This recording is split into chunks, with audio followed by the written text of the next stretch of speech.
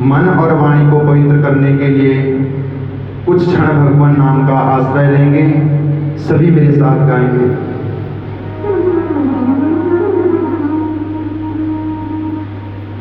जब से तुम संग लो लगाई, मैं बड़ी मस्ती में हूँ। जब से तुम संग लो लगाई, मैं बड़ी मस्ती में हूँ। मेरे राधा रमण, मेरे राधा रमण, मेरे राधा रमण, मेरे राधा रमण, मेरे राधा रमण, मेरे राधा रमण, मेरे राधा रमण, मेरे राधा रमण, मेरे राधा रमण, प्यारे राधा रमण, मेरे राधा रमण, प्यारे राधा रमण,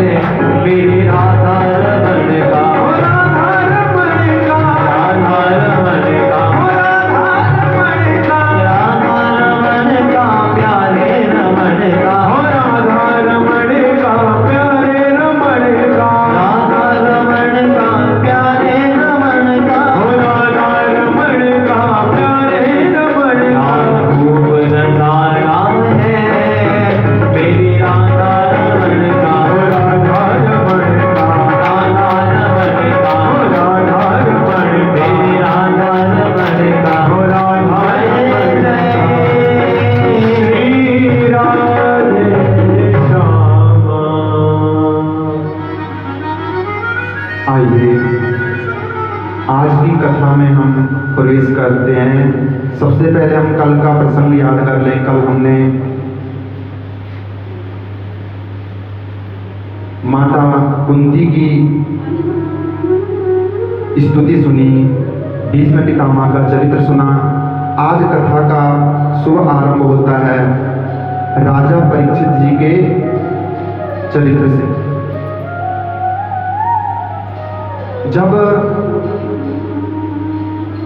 राजा परीक्षित जी बड़े हो गए तो पांडवों ने राजा परीक्षित को क्या है राजपाट सौंप करके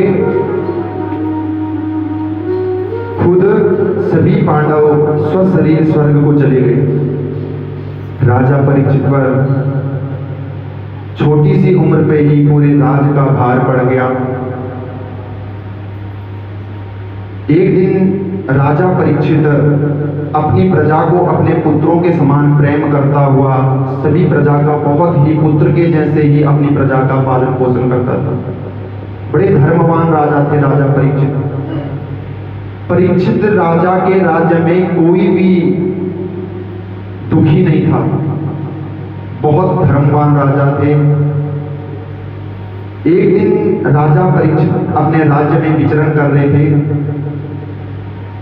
उन्होंने एक अचंभित दृश्य देखा कि एक काला पुरुष गौ माता को और एक बैल है उसको बहुत जोर जोर से डंडे से पीट रहा है। महाराज, गौ माता के आंखों में आंसू आ रहे हैं और जो बैल है बोले उसके 3 पैर नहीं है, मात्र 1 पैर पे वो खड़ा है और वो काला पुरुष उस बैल का 4था पैर भी काटने के लिए तैयार है, उसको भी गिरा रहा है। ये दृश्य जब राजा परीक्षित ने अपने आंखों से देखा ना, राजा परीक्षित को बहुत क्रोध आया। जैसे ही ये दृश्य देखा तो इस काले पुरुष को जाकर के गर्दन से पकड़ लिया कि ए दुष्ट, कौन है तू? मेरे राज्य में तू गौ माता पर अत्याचार करता है? मैं तुझे क्षमा नहीं करूंगा, तेरी मृत्यु अब निश्चित है। मेरे राज्य में अगर गौ माता पर कोई घात करे तो उसके प्राण अब नहीं रह सकते, मैं तुझे मार डालूंगा। क्योंकि परीक्षित बड़े धर्मवान राजा है, वो गौ ब्राह्मण पर कभी अत्याचार सहन नहीं कर सकते। इसलिए राजा परीक्षित बड़े क्रोधित हुए। ये काला पुरुष कौन है? कलयुग। कौन है महाराज? कलयुग। कलयुग का काम क्या है? कलयुग का काम है कि हमारे अंदर के धर्म को नष्ट कर देना। बैल के पैर को क्यों काट रहा है? पहले ही कलयुग में 3 पैर तो खत्म हो चुके हैं, एक मात्र पैर पे धर्म खड़ा है, उसको भी काट रहा है ये कलयुग। और गौ माता कौन है? साक्षात पृथ्वी। जब पाप बढ़ जाता है तो पृथ्वी पर ये बड़े बड़े पहाड़ों का वजन कोई भारी नहीं लगता। पाप के वजन से पृथ्वी क्या है? अपने आप को दबी हुई महसूस करती है। जब धरा पर पाप बढ़ता है तो पृथ्वी माता इस वजन को सहन नहीं कर सकती, अर्थात गौ माता रो रही है। परीक्षित ने कहा कि हे गौ माता, तुम बिल्कुल घबराई ना, मैं समझ गया तुम कौन हो। तुम साक्षात पृथ्वी देवी हो और जो ये बैल है ये साक्षात धर्म है। ये जो काला पुरुष है ये कलयुग है। कलयुग के आने से ही तुम्हारी दुर्दशा शुरू हो चुकी है। महाराज प्रेम से बोलो। महाराज राजा परीक्षित अब इस कलयुग को मारने लगे कि मैं इसको जिंदा नहीं छोड़ूंगा। मेरे राज्य में गौ पर अत्याचार, ब्राह्मण पर अत्याचार, धर्म पर अत्याचार होगा तो बिल्कुल सहन नहीं होगा। जैसे ही इस कलयुग को मारने लगे वैसे ही ये कलयुग राजा परीक्षित के चरणों में शरणागत हो गया, पैरों में पड़ गया कि महाराज मेरी रक्षा करो, मेरी रक्षा करो, मुझे बचा लो, मुझे बचा लो। तो धर्मवान राजा कहता है कि कितना भी कोई पापी आ जाए, अगर कोई आपके चरणों में पड़कर आपसे क्षमा मांग लेता है, माफी मांग लेता है, तो उसके अपराध को क्षमा भी करना चाहिए। राजा ने कहा तेरा अपराध क्षमा करने के लायक नहीं है, क्यों गौ माता को परेशान करता है, क्यों मारता है? बोले तेरे में अवगुण है, मैं तुझे छोड़ूंगा नहीं, मैं तुझे मारूंगा। मगर जब शरणागति हुआ तो बोला महाराज माना कि मेरे में बहुत अवगुण है, मेरे में बहुत अवगुण है, मगर मेरे में एक बहुत अच्छा गुण है। क्या गुण है तेरे में? बोले यत् फलम नास्ति तपसा न योगेन समाधिनो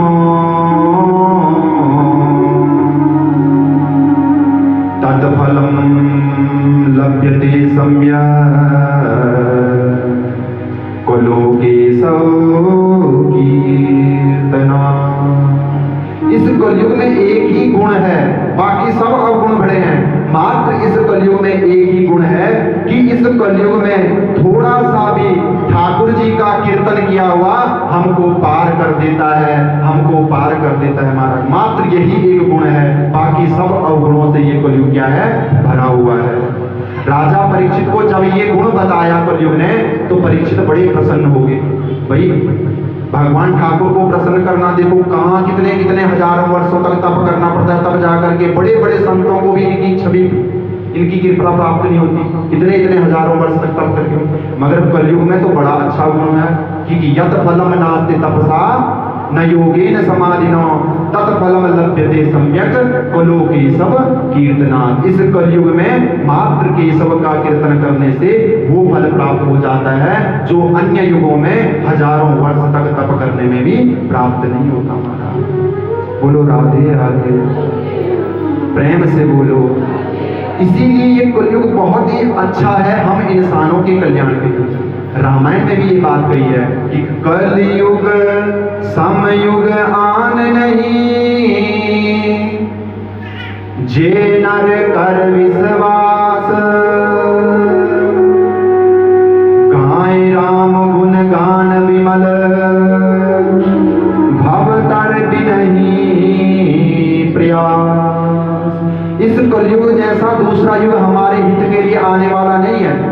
इस कलयुग में थोड़ा सा भी राम और कृष्ण का नाम लिया हुआ हमारे जन्म जन्मों के पापों को दूर करने की सामर्थ्य रखता है महाराज।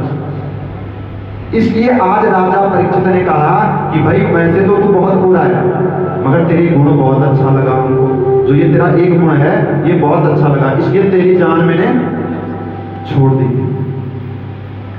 मगर बोले तू हर जगह नहीं रहेगा, मैं तेरे को 4 स्थान दूंगा, तुझे वहीं रहना पड़ेगा, जगह जगह जाकर तूने नहीं रहना है। अब आप उन 4 स्थानों को ध्यान से सुनिएगा, कहां कहां कलयुग का ज्यादा वास रहता है। बता दें कौन कौन से स्थान है? बोले द्योतम पानम स्त्रियसूना यत्रा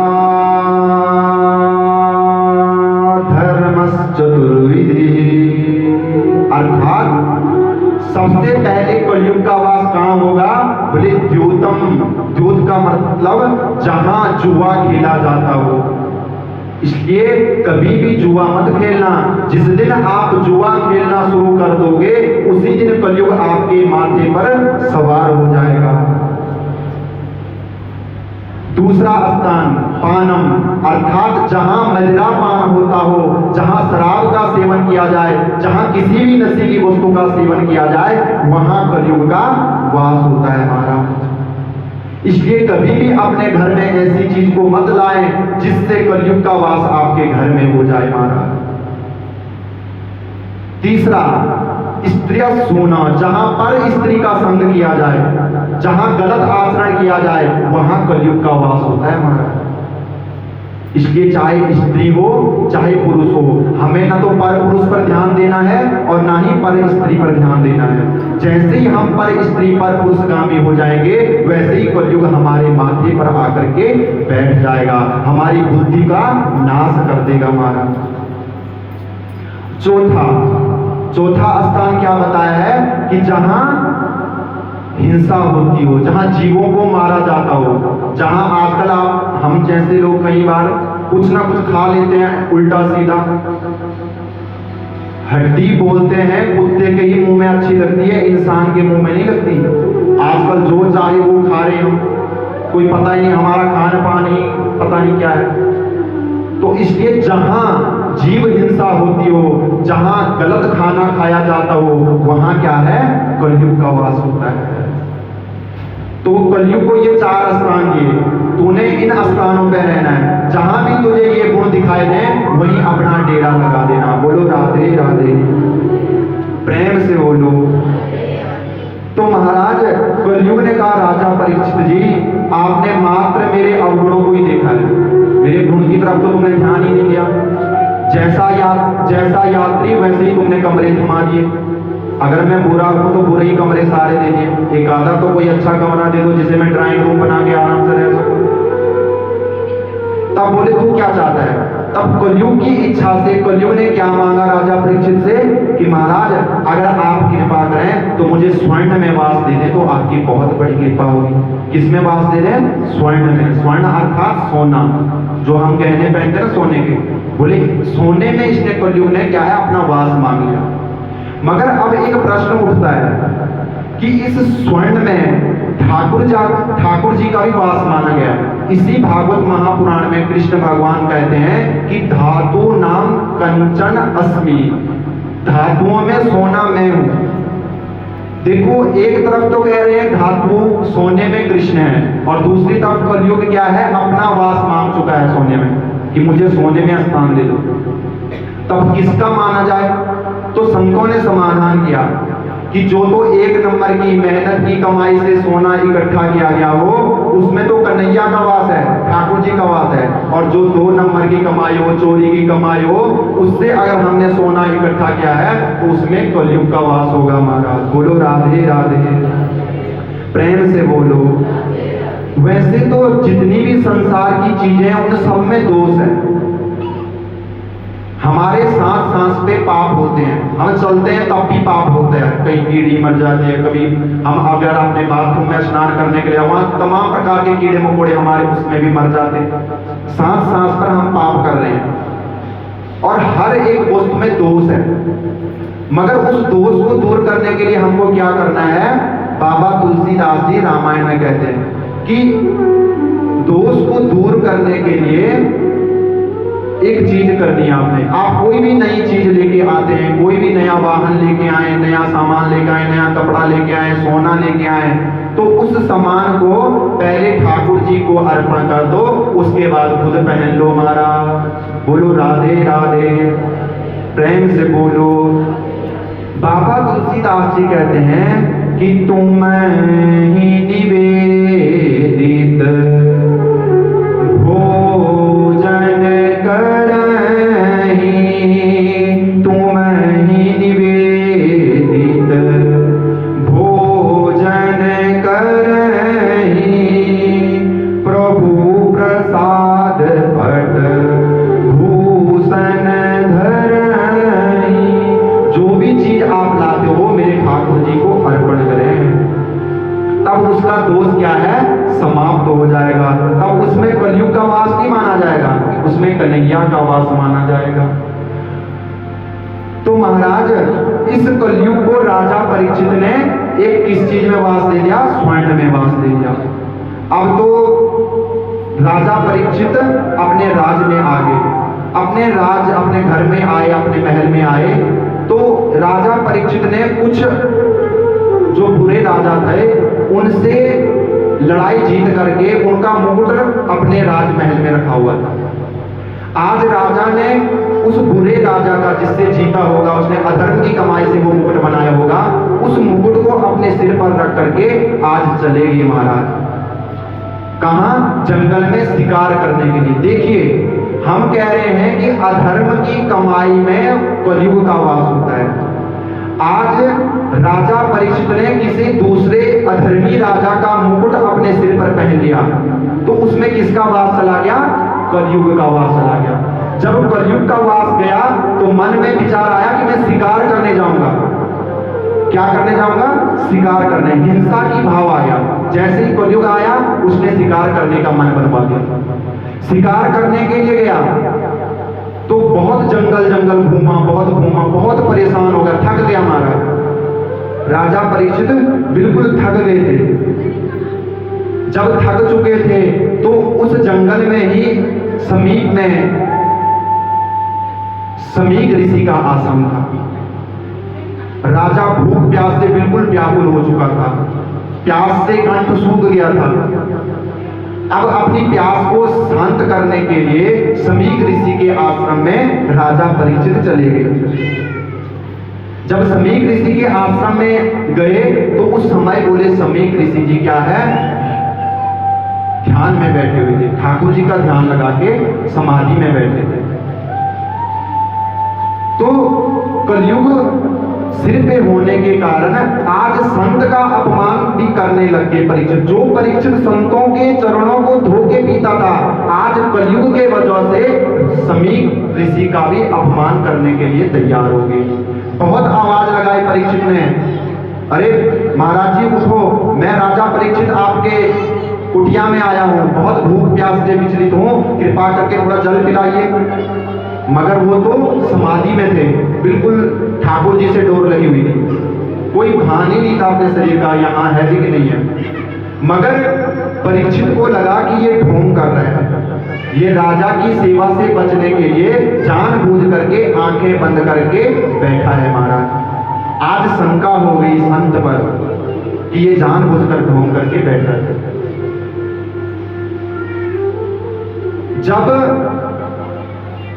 बहुत उठाने की कोशिश करी मगर असल समाधि थी संत की, नहीं उठे, तो समीप में ही नजदीकी बोले एक मरा हुआ सर्प राजा ने देखा और देखा कि भी इस मरे हुए सांप को मैं समीक ऋषि के गले में डालूंगा, अगर समाधि असली होगी तो बैठे रहेंगे, नकली होगे तो उछल पड़ेंगे, सर्प का स्पर्श पाते। तो इस मरे हुए सर्प को अपने तीर से पकड़ करके आज समीक ऋषि के गले में डाल देते हैं। बोलो राधे राधे, प्रेम से बोलो। समीक ऋषि के जब गले में वो मरा हुआ सर्प डालते हैं कोई असर नहीं पड़ता, क्योंकि असली समाधि थी। ये दृश्य किसी ऋषि बालक ने देख लिया, ऋषि बालक ने देखा तो समीक ऋषि का एक बेटा पुत्र है श्रृंगी ऋषि, ये बात श्रृंगी ऋषि को बता दी जा करके कि तेरे पिताजी का राजा परीक्षित ने अपमान किया है, गले में मरा हुआ सर्प डाल दिया महाराज। ये सुनते ही श्रृंगी ऋषि तो क्रोधित हो गए, क्रोधित हो गए। जैसे ही श्रृंगी ऋषि को ये पता लगा कि आज मेरे पिता का राजा परीक्षित ने क्या है अपमान किया है, तो उसी समय कौशिकी नदी के जल को अपने हाथ में लिया और श्राप दे डाला राजा परीक्षित को। क्या कहा कि इति लंघित मर्यादम तक्षको सप्तमे हनि। जिसने भी ये बुरा कर्म किया है मैं उसको श्राप देता हूं कि आज से ठीक 7वें दिन तक्षक नाग के डसने से उसकी मृत्यु हो जाएगी, उसकी मृत्यु हो जाएगी महाराज। जब श्रृंगी ऋषि अपने आश्रम में आए, समीक ऋषि के गले से वो मरा हुआ सर्प उतारा और जोर जोर से अपने पिता समीक ऋषि के गले लग करके रोने लगे। तब समीक ऋषि की समाधि खुली, बोले बेटा क्या हुआ, क्यों रो रहे हो? बोले पिताजी आज राजा परीक्षित ने आपका बड़ा अपमान किया और मैंने भी उसको छोड़ा नहीं, मैंने उसको श्राप दे दिया है कि आज से ठीक 7वें दिन सर्प के डसने से तेरी मृत्यु हो जाएगी, मृत्यु हो जाएगी। जैसे ही यह बात समीक ऋषि ने सुनी, आज अपने पुत्र को बहुत डांटा कि अरे मूर्ख, तूने ये क्या कर दिया। अब इस धरा पे राजा परीक्षित जैसा कोई दूसरा राजा आने वाला नहीं है। अरे उसकी वजह से तो हम बेपरवाह होकर के भगवान का भजन करते थे, वो हमारे भजन में इतना सहायक थे, वो तो संतों के ब्राह्मणों के इतने हितैषी थे, तूने उसे ही श्राप दे दिया, ये तूने अच्छा नहीं किया। जा अभी जा करके बता के आ कि आज से ही 7वें दिन तुम्हारी मृत्यु हो जाएगी। जा करके कुछ अपने चेलों को भेज दिया और परीक्षित जी के दरबार में। मगर उससे पहले जब राजा परीक्षित अपने राज दरबार में पहुंचे तो वो मुकुट उतार दिया। मुकुट उतार कर जैसे ही रखा पता लग गया, तब पता लगा कि आज मेरे से बड़ा अपराध हो गया, मैंने संत का अपमान कर दिया, मेरे से संत का अपमान हो गया, गुरु का अपमान हो गया, ब्राह्मण का अपमान हो गया। कब पता लगा? जब वो कलयुग रूपी मुकुट नीचे उतर गया। अब तो कह रहे हैं कि अब मैं इस शरीर को एक क्षण भी नहीं रुकूंगा, क्योंकि मेरे से ये अपराध हुआ है। राम का विरोधी, हरि का विरोधी और ब्राह्मण का विरोधी को अपना शरीर रखने का एक क्षण का भी अधिकार नहीं है महाराज। जो अपराध भक्त कर करही, राम रोष पावक सोच रही। जो संत का अपमान करता है, जो भक्त का अपराध करता है, राम के पावक से उसे कोई नहीं बचा सकता, उस अग्नि से फिर उसे कोई नहीं बचा सकता। राजा परीक्षित कहता है कि मैं अब एक मिनट भी, एक क्षण भी अपने शरीर को नहीं रखने वाला। जैसे ही विचार किया तभी वो संतों के चेले आगे कि महाराज आपको क्या है, श्रृंगी ऋषि ने श्राप दिया है कि आज से ठीक 7वें दिन तक्षक नाग के डसने से आपकी मृत्यु हो जाएगी, आपकी मृत्यु हो जाएगी। बोलो राधे राधे, प्रेम से बोलो। महाराज जब परीक्षित ने सुना कि देखो संत कितने दयालु हैं, इस शरीर को तो एक क्षण भी रहने का अधिकार नहीं था क्योंकि संत का अपमान हुआ है, इन्होंने फिर भी मुझे 7 दिन तक जीने का अवसर दे दिया। अब तो मैं चाह करके भी अपने शरीर को अभी नहीं त्यागूंगा, 7 दिन तक मैं इंतजार करूंगा। अब क्या किया, अपने सारा राजपाट छोड़ करके गंगा तट पर चले गए महाराज अपना कल्याण करने के लिए। जैसे ही राजा परीक्षित गंगा तट पर निकले, सभी संत महात्मा गुरु ब्राह्मण बड़े बड़े संत महाराज क्या है, इनकी मुक्ति का उपाय सोचने के लिए इनके पीछे पीछे गंगा तट पर चले गए कि जो सर्प के डसने से जो मृत्यु होती है वो क्या है, अकाल मृत्यु में आती है। धर्म ग्रंथों के मुताबिक कि सर्प के डसने से जिसकी मृत्यु होती है, बोलते हैं उसकी कभी भी मुक्ति नहीं होती, ये तो अकाल मृत्यु होगी। अब क्या साधन किया जाए किसकी मुक्ति हो जाए। सभी संत महात्मा ये सोच ही रहे थे कि कैसे हो कैसे हो कैसे हो। तभी क्या हुआ, उसी समय साक्षात मेरे प्रभु व्यास नंदन प्रकट हो गए परीक्षित को बचाने के लिए। कौन, श्री सुखदेव जी महाराज। बोलिए सुखदेव जी महाराज की जय।